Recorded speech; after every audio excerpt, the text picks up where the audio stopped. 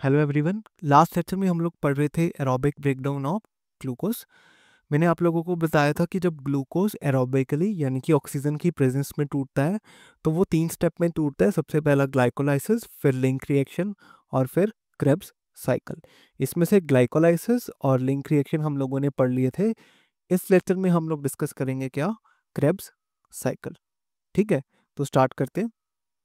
अब अभी तक हम लोगों ने क्या पढ़ा, इसका एक brief introduction. Right, glucose glucose glycolysis में गया तो अल्टीमेटली किस में टूटा, वो 2 मॉलिक्यूल्स ऑफ पायरुविक एसिड। अब ये दोनों के दोनों पायरुविक एसिड के मॉलिक्यूल्स जिंक रिएक्शन में जाएंगे तो किस में टूट जाएंगे, एसिटिल कोएंजाइम ए में। एक एसिटिल कोएंजाइम में कितने कार्बन का मॉलिक्यूल होता है, 2 कार्बन का।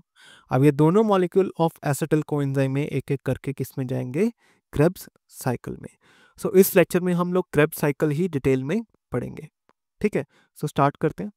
अब क्रेब्स साइकिल की बात करें तो क्रेब्स साइकिल का जो नाम है ना, वो एक साइंटिस्ट के नाम पे है। उनका नाम है सर हेंस क्रेब। राइट, एक ही साइंटिस्ट है, सर हेंस क्रेब। उन्होंने इस साइकिल को डिस्कवर किया था, तो उनके नाम पे इस साइकिल का नाम है क्रेब्स साइकिल। अब क्रेब्स साइकिल में होता क्या है, इट्स एन 8 स्टेप प्रोसेस जो कहाँ होता है, माइटोकॉन्ड्रिया में। 8 स्टेप प्रोसेस है, माइटोकॉन्ड्रिया में होता है। ठीक है, उसके बाद हम इसको सिट्रिक एसिड साइकिल और ट्राई कार्बोक्सिलिक एसिड साइकिल भी बोलते हैं। क्यों बोलते हैं, कोई बताएगा? क्रेब्स साइकिल को सिट्रिक एसिड साइकिल या ट्राई कार्बोक्सिलिक एसिड साइकिल क्यों बोलते हैं? इसलिए बोलते हैं क्योंकि क्रेब्स साइकिल में जो पहला कंपाउंड फॉर्म होता है वो कौन सा होता है, सिट्रिक एसिड। और सिट्रिक एसिड में कितने कार्बोक्सिलिक यानी कि COOH ग्रुप्स होते हैं, 3 COOH ग्रुप्स होते हैं। इसलिए सिट्रिक एसिड साइकिल भी बोलते हैं और ट्राई कार्बोक्सिलिक एसिड साइकिल भी बोलते हैं। ये सिट्रिक एसिड का स्ट्रक्चर सिर्फ आप लोगों को समझाने के लिए लेके आया हूँ, याद नहीं करना है। बस इतना ही याद रखना है कि क्रेब्स साइकिल को हम सिट्रिक एसिड साइकिल भी बोलते हैं क्योंकि इसमें पहला कंपाउंड सिट्रिक एसिड बनता है और सिट्रिक एसिड में 3 कार्बोक्सिलिक एसिड ग्रुप्स होते हैं, तो इस वजह से इसे हम ट्राई कार्बोक्सिलिक एसिड साइकिल भी बोलते हैं। अब ये 8 स्टेप का साइकिल है, कहाँ होता है, माइटोकॉन्ड्रिया में। चलो अब इसको डिस्कस करते हैं। तो ये इसकी नेट रिएक्शन है। एसिटिल कोएंजाइम ए का मॉलिक्यूल कितने कार्बन का होता है, 2 कार्बन का। तो ये टूटता है अल्टीमेटली। राइट, तो इसका कोएंजाइम में हम रिमूव कर देते हैं। एसिटिल कोएंजाइम में कितने कार्बन होते हैं, 2। तो 2 कार्बन को हम क्रेब्स साइकिल में रिमूव कर देते हैं कार्बन डाइऑक्साइड के फॉर्म में। उसके बाद हम इसमें NADH+ भी बनाते हैं, FADH2 भी बनाते हैं, ATP भी बनाते हैं। राइट, अब कितने NADH+ बनते हैं, कितने FADH2 बनते हैं, कितने ATP बनते हैं, ये हम साइकिल पढ़ लें, उसके बाद आप इस रिएक्शन को खुद पूरी करवाओगे। ठीक है, सो अब साइकिल स्टार्ट करते हैं डिटेल में। So right, so this is the Krebs cycle. अब क्रेब्स साइकिल में सबसे पहले क्या हुआ, ये एसिटिल कोएंजाइम ए, ये कहाँ से आया, लिंक रिएक्शन से, जो कि एक 2 कार्बन का मॉलिक्यूल है। ये किसके साथ कंबाइन करेगा, ऑक्सैलो एसीटेट के साथ, जो कि एक 4 कार्बन का मॉलिक्यूल है। राइट, 4 कार्बन का मॉलिक्यूल है। एसिटिल कोएंजाइम ए का कोएंजाइम ए रिमूव हो जाएगा और ये दोनों आपस में कंबाइन करके अल्टीमेटली क्या बना लेंगे, सिट्रेट। सिट्रेट या सिट्रिक एसिड एक ही बात है। राइट, सो इसलिए तो हम इसे सिट्रिक एसिड साइकिल बोलते हैं क्योंकि इसमें पहला जो कंपाउंड बनता है वो होता है सिट्रिक एसिड। तो सिट्रिक एसिड या सिट्रेट बन गया पहले स्टेप में। नेक्स्ट स्टेप में क्या होगा, ये अपने एक आइसोमर में कन्वर्ट हो जाएगा जिसे हम बोलेंगे आइसो सिट्रेट। अब नेक्स्ट स्टेप में क्या होगा, आइसोसिट्रेट की oxidative decarboxylation. Right, oxidative decarboxylation का मतलब क्या हो गया, ऑक्सीडेशन, एडिशन ऑफ ऑक्सीजन भी हो सकता है और रिमूवल ऑफ हाइड्रोजन भी हो सकता है। अगर किसी मॉलिक्यूल में हम ऑक्सीजन ऐड कर दें तब भी हम उसे ऑक्सीडेशन बोलते हैं, और अगर किसी मॉलिक्यूल से हम हाइड्रोजन को रिमूव कर दें तो भी हम उसे ऑक्सीडेशन बोलते हैं। लेकिन मैंने आप लोगों को पिछले लेक्चर में बताया था कि चाहे ग्लाइकोलाइसिस हो, चाहे लिंक रिएक्शन हो, चाहे क्रेब्स साइकिल हो, जब भी ऑक्सीडेशन कहा जाए मतलब क्या हुआ है, रिमूवल ऑफ हाइड्रोजन। सो इसमें भी अल्टीमेटली क्या होगा, ऑक्सीडेशन में रिमूवल ऑफ हाइड्रोजन। ऑक्सीडेशन यानी कि रिमूवल ऑफ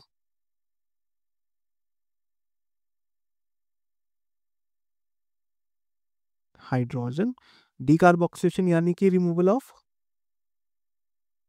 बताओ रिमूवल ऑफ किसकी, रिमूवल कार्बन डाइऑक्साइड की। राइट, सो इस स्टेप में हम कार्बन डाइऑक्साइड भी रिमूव करेंगे आइसोसिट्रेट से और हाइड्रोजन आयंस भी रिमूव करेंगे, हाइड्रोजन Na+ को दे देंगे तो वो किस में कन्वर्ट हो जाएगा, NaDH पॉजिटिव, राइट। और आइसोसिट्रेट का अल्टीमेटली क्या बन गया, अल्फा कीटो ग्लूटारेट। अब ये अल्फा कीटो ग्लूटारेट की फिर से क्या होगी, ऑक्सीडेटिव डीकार्बोक्सिलेशन, यानी कि removal of hydrogen and carbon dioxide. ये कार्बन डाइऑक्साइड रिमूव हो गई, हाइड्रोजन रिमूव करके हमने Na+ को दे दिए तो वो किस में कन्वर्ट हो गया, NaDH पॉजिटिव। अब इस स्टेप में हम एक कोएंजाइम ए भी ऐड करते हैं, तो अल्फा क्यूटोग्लूटारेट अल्टीमेटली किस में कन्वर्ट हो जाता है, सक्सिनिल कोएंजाइम ए में। किस में, सक्सिनिल कोएंजाइम ए में, राइट। अब आप एक बात ध्यान रखो कि जब भी हम किसी स्टेप में कोएंजाइम में डालते हैं वो नेक्स्ट स्टेप में रिमूव होना ही होना। लिंक रिएक्शन में हमने कोएंजाइम ए डाल के क्या बनाया था, एसिटिल कोएंजाइम ए। अब ये एसिटिल कोएंजाइम में जब लिंक रिएक्शन से क्रेब्स साइकिल में आया तो देखो क्रेब्स साइकिल के पहले स्टेप में ये कोएंजाइम में क्या हो गया, रिमूव हो गया। तो जिस स्टेप में आप ऐड करते हो नेक्स्ट स्टेप में कोएंजाइम में रिमूव होना ही होना। तो इस स्टेप में आपने कोएंजाइम में ऐड किया है तो नेक्स्ट स्टेप में ये कोएंजाइम में रिमूव होना ही होना। तो सक्सिनल कोएंजाइम ए से नेक्स्ट स्टेप में हम लोग क्या करते हैं, कोएंजाइम ए रिमूव कर देते हैं और एक और चीज क्या करते हैं, जीटीपी बना देते हैं। अब जीटीपी क्या होती है, GTP stands for गुआनोसाइन triphosphate. GTP भी एक एटीपी की तरह ही होती है, लेकिन जीटीपी को हम एनर्जी के लिए यूज नहीं कर सकते, राइट। भाई जीटीपी किसी और कंट्री की करेंसी है, एटीपी हमारी बॉडी की, हमारे सेल की करेंसी है। तो जीटीपी को हम अल्टीमेटली किस में कन्वर्ट कर लेते हैं, एटीपी में। किस में, एटीपी में। और सक्सिनल कोएंजाइम में किस में कन्वर्ट हो जाता है, सक्सीनेट में। सक्सीनेट से फिर हम क्या करते हैं, हाइड्रोजन रिमूव करते हैं और किसको देते हैं, एफएडी को। एफएडी हाइड्रोजन लेके किस में कन्वर्ट हो जाता है, FADH2 में। और सक्सीनेट अल्टीमेटली किस में कन्वर्ट हो जाता है, फ्यूमरेट में। नेक्स्ट स्टेप में फ्यूमरेट में आप लोग क्या ऐड करते हो, वाटर। उसके बाद ये किस में कन्वर्ट हो जाता है, मैलेट में। मैलेट में आप लोग क्या करते हो, फिर से क्या करते हो, हाइड्रोजन रिमूव करते हो, NAD+ को देते हो तो वो किस में कन्वर्ट हो जाता है, NADH.H पॉजिटिव में। और अल्टीमेटली फिर मैलेट किस में कन्वर्ट हो जाता है, ऑक्सैलो एसीटेट में। ये ऑक्सैलो एसीटेट फिर से क्रेब्स साइकिल करता है, फिर से एसिटिल कोएंजाइम आता है लिंक रिएक्शन से, ये फिर से ऑक्सैलो एसीटेट के साथ कंबाइन करता है और अल्टीमेटली फिर से ये सारा क्रेब्स साइकिल क्या होता है, स्टार्ट होता है, राइट। सो ऐसे ही जो है ये क्रेब्स साइकिल चलता रहता है। So this was all about steps of Krebs cycle. समझ में आया। अब यहाँ पे देखो SLP के कितने स्टेप हैं। SLP क्या होता है, डायरेक्ट ATP बनना, है ना। SLP stand for substrate level phosphorylation. SLP step हम उसे बोलते हैं जिसमें डायरेक्ट ATP बने। तो SLP स्टेप कौन सा है, सिर्फ और सिर्फ ये, इसमें डायरेक्ट ATP बने, राइट। बनेंगे, NADH यहाँ पे बना, NADHH+ यहाँ पे बना, NADHH+ यहाँ पे बना, NADHH+ यहाँ पे बना। ये लोग ETS में जाके क्या करेंगे, ATP बनाएंगे। ये जो FADH2 है ये भी क्या होता है, NADHH+ की तरह ही ETS में जाता है और ATP बनाता है। बस इन दोनों में ये फर्क होता है कि NADHH+ 3 ATP बनाता है, राइट, ETS में जाने के बाद। और FADHH+, FADH2 बोलते हैं एक्चुअल में से, ये कितने ATP बनाता है, 2 ATP, राइट। सो NADH2 भी ATP बनाएगा और FADH2 भी ATP बनाएगा। समझ में आई। अच्छा, अब इसमें टोटल 8 स्टेप हैं। ये 8 स्टेप में हमें क्या चाहिए होते हैं, एंजाइम्स। लेकिन हमें कितने एंजाइम्स याद रखने हैं, सिर्फ और सिर्फ 2 स्टेप के एंजाइम। एक तो पहले स्टेप का एंजाइम, ये भाई ये पहला स्टेप है, इस स्टेप का एंजाइम जिसमें ऑक्सैलो एसीटेट एसिटिल कोएंजाइम के साथ कंबाइन करता है, कोएंजाइम में रिमूव होता है और क्या बनता है, सिट्रिक एसिड। इस स्टेप का जो एंजाइम है कौन सा है, सिट्रेट सिंथेसिस।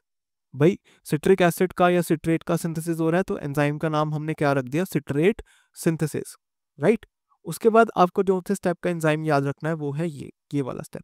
सक्सीनेट से जब फ्यूमरेट बनता है और ये हाइड्रोजन सक्सीनेट से रिमूव करके हम FAD को दे देते हैं, जिससे अल्टीमेटली क्या बन जाता है, FADH2। तो इसका एंजाइम क्या है, सक्सीनेट से क्या रिमूव कर रहे हैं, हाइड्रोजन। तो एंजाइम का नाम क्या रखा है, सक्सीनेट डिहाइड्रोजिनेस। क्या रखा है, सक्सीनेट डिहाइड्रोजिनेस। तो ये जो 2 एंजाइम्स हैं ये आप लोगों को याद में रखने हैं, राइट। सक्सिनिक डिहाइड्रोजिनेस या सक्सिनेट डिहाइड्रोजिनेस के बारे में आप लोगों को एक चीज और याद रखनी है। अच्छा, अब आप लोग ये बात बताओ सबसे पहले, तो ये सब चीजें हो कर रही हैं, क्रेब्स साइकिल कहाँ हो रहा है। ये मान लो ये हमारा एक टोटल सेल है, सेल की बात चल रही है। सेल में बहुत सारे सेल ऑर्गेनेलिज होते हैं जिसमें से एक क्या होता है, माइटोकॉन्ड्रिया। तो ये कौन सा सेल ऑर्गेनेली है, माइटोकॉन्ड्रिया। तो ग्लाइकोलाइसिस कहाँ होता था? ग्लाइकोलाइसिस तो सेल के साइटोप्लाज्म में होता था। ग्लाइकोलाइसिस के बाद लिंक रिएक्शन कहाँ होती थी? माइटोकॉन्ड्रिया में। लिंक रिएक्शन के बाद जो क्रेब्स साइकिल होता है वो कहाँ होता है? वो भी कहाँ होता है? माइटोकॉन्ड्रिया में। माइटोकॉन्ड्रिया में भी कहाँ पे बताओ? ये माइटोकॉन्ड्रिया की क्या है? Outer membrane, right. ये माइटोकॉन्ड्रिया की क्या है? Inner membrane, right. अब इसके अंदर क्या है माइटोकॉन्ड्रिया का सारा? मैट्रिक्स। क्या? मैट्रिक्स। ये माइटोकॉन्ड्रिया की बात हो रही है। तो माइटोकॉन लिंक रिएक्शन कहाँ हो रही है? मैट्रिक्स में। क्रेब्स साइकिल कहाँ हो रही है? मैट्रिक्स में। तो क्रेब्स साइकिल के सारे एंजाइम्स कहाँ होंगे? माइटोकॉन्ड्रियल मैट्रिक्स में। अब क्रेब्स साइकिल के आठों एंजाइम कहाँ होते हैं? माइटोकॉन्ड्रियल मैट्रिक्स में, एक्सेप्ट वन एंजाइम। कौन सा? Succinate dehydrogenase. कौन सा? Succinate dehydrogenase. अभी पढ़ के आए हैं हम, क्या कर रहा था सक्सिनेट डिहाइड्रोजिनेस? कौन सी स्टेप को कैटालाइज कर रहा था बताओ? सक्सिनेट से जब क्या बन रहे थे? ये फ्यूमरेट। और सक्सिनेट के हाइड्रोजन निकाल के तुम एफ को दे देते थे। एफ नहीं, एफ को दे देते थे, तो अल्टीमेटली क्या बन जाता था? FADH2। इस स्टेप को कौन सा एंजाइम कैटालाइज कर रहा था? Succinic dehydrogenase. अब ये एंजाइम मैट्रिक्स में होने की बजाय कहाँ होता है? आपके इनर माइटोकॉन्ड्रियल मेम्ब्रेन पे क्या होता है? अटैच होता है। तो आप लोगों से क्वेश्चन पूछा जाएगा कि all the enzymes of Krebs cycle are present in mitochondrial matrix except one enzyme which is कौन सा? Succinate dehydrogenase. Succinate dehydrogenase matrix में नहीं होता तो कहाँ होता है? आपकी माइटोकॉन्ड्रिया की ये जो इनर मेम्ब्रेन है इस पे अटैच होता है, राइट। तो ये भी चीज आप लोगों को ध्यान में रखनी है, ठीक है। चलो, सो अब बताओ मेरे को, क्रेब्स साइकिल में अल्टीमेटली इस रिएक्शन को पूरा कराओ। क्या हुआ? एसिटिल कोएंजाइम में 2 कार्बन का मॉलिक्यूल था, तो उसके दोनों के दोनों कार्बन हमने किसके फॉर्म में रिमूव कर दिए? कार्बन डाइऑक्साइड के फॉर्म में। NAD+ कितने, NAD+ से NADH+ कितने बने बताओ? बताओ। देखो, एक तो इस स्टेप में बना NADH+, एक इस स्टेप में बना और एक इस स्टेप में बना। सो 3 NAD+ किस में कन्वर्ट हो जाएंगे? क्रेब्स साइकिल में 3 NADH पॉजिटिव में। अच्छा, FADH2 कितने बने बताओ? FADH2 कितने बने? एक ही स्टेप में बना FADH2। सो एक FAD किस में कन्वर्ट हो जाएगा? एक FADH2 में। ATP कितने बने बताओ? एक ही स्टेप में बना ATP, टोटल एक ATP बना। सो ATP कितने बने? एक ATP या GTP? पहले GTP बनता है, GTP को तोड़ के फिर अल्टीमेटली तुम लोग क्या बना लेते हो? ATP, right. वाटर कितना लगा बताओ? वाटर भी हमने ऐड किया किसी स्टेप में, बताओ कौन से? ये वाले स्टेप में।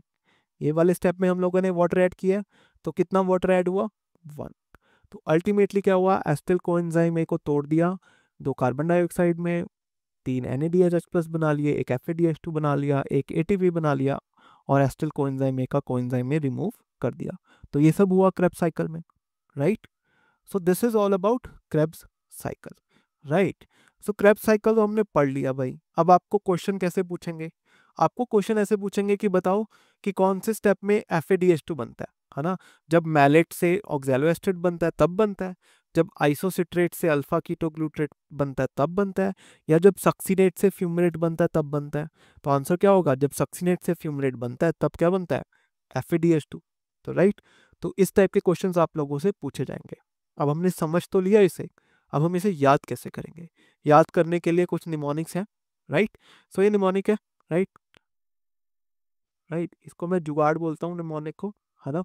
तो जुगाड़ है जी, RCT is kept safe secure from monsters. तो आप ये निमोनिक याद कर लो, तो अल्टीमेटली आपको सबस्ट्रेट्स क्या क्या बनने हैं ये तो याद हो जाएंगे भाई। सबसे पहले क्या था? Oxalo estate. ऑक्सैलो एस्टेट से के बाद क्या बन गया? सिट्रेट या सिट्रिक एसिड। सिट्रेट फिर अपने आइसोमर में कन्वर्ट हुआ था, उसे क्या बोला था? आइसोसिट्रेट। आइसोसिट्रेट के बाद क्या बना था? अल्फा कीटोग्लूटरेट, है ना। उसके बाद सेफ से आप याद रख सकते हो सक्सिनिल कोएंजाइम में, सिक्योर से याद रख सकते हो सक्सिनेट, फ्रॉम से याद रख सकते हो फ्यूमरेट, मॉन्स्टर से याद रख सकते हो मैलेट। भाई अब ये तो आप लोगों को क्या याद हुए हैं? सिर्फ और सिर्फ सबस्ट्रेट्स। अब आप लोग कैसे याद करोगे कि कौन से स्टेप में FADH2 बनना था, कौन से स्टेप में NADH2 बनना था? बताओ। बताओ। मैं तो इसको ऐसे याद रखता हूँ कि मैं तो नंबर याद रख लेता हूँ। अब CO2 क्रेब्स साइकिल में टोटल 8 स्टेप हैं। CO2 कौन कौन से स्टेप में निकल रही है बताओ। बताओ CO2 कौन कौन से स्टेप में निकल रही है, आप लोग बताओगे मेरे को कि CO2 कौन कौन से स्टेप में निकल रही है। भाई ये पहला स्टेप है, ये दूसरा है, ये तीसरा है, ये चौथा है, ये पांचवा है, ये छठा है, ये सातवां है, ये आठवां है। अब बताओ CO2 कौन कौन से स्टेप में निकल रही है, एक तो इस स्टेप में और एक इस स्टेप में, थर्ड और फोर्थ स्टेप में। तो CO2 के लिए क्या लिख लो, 3 और 4, राइट।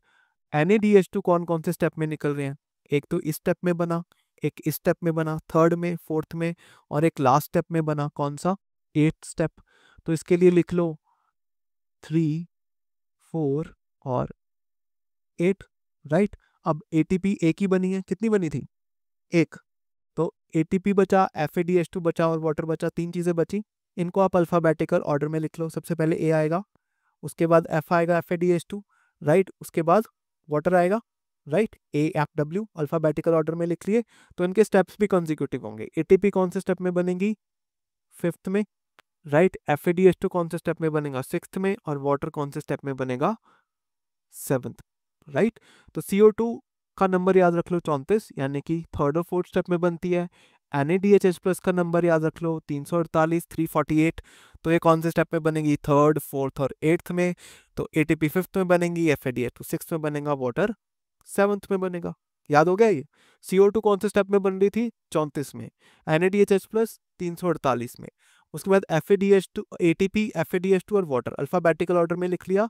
तो 5th, 6th और 7th याद हो गए, याद हो गए। सबस्ट्रेट कैसे याद करने हैं, our city is kept safe secure from monsters. Our stand for oxaloacetate, city for citric acid, IS for is for isocitrate, kept for alpha ketoglutarate, safe for succinyl coenzyme A, secure for succinate, from for from for mule from से बनेगा fumarate, monster से बनेगा mallet, right. अब ये मैंने लिख लिए, right. Are से ऑक्सैलोएस्टेट, सिटी से सिट्रेट, इज से आइसोसिट्रेट, कैप्ट से अल्फा कीटोग्लूट्रेट, सेफ से सक्सिनिल कोएंजाइम ए, सिक्योर से सक्सिनेट, फ्रॉम से फ्यूमरेट, एम से सॉरी मॉन्स्टर से मैलेट, राइट। अब आप लोग मेरे को बताओगे कि कौन से स्टेप में क्या हो रहा था। बताओ CO2 का नंबर क्या था, 34। तो CO2 कौन से स्टेप में बन रही थी, थर्ड और फोर्थ में। तो ये थर्ड स्टेप में हमने क्या लिख दी, CO2। ये फोर्थ स्टेप में हमने क्या निकाल दी, CO2। NaDHH प्लस कौन से स्टेप में बन रहे थे बताओ, 348। तो तीसरे स्टेप में, एक तो इस स्टेप में NaDHH प्लस बन रहा था, राइट, और एक इस स्टेप में NaDHH प्लस बन रहा था चौथे स्टेप में, और एक 48 8th यानी कि लास्ट स्टेप में NaDHH प्लस बन रहा था।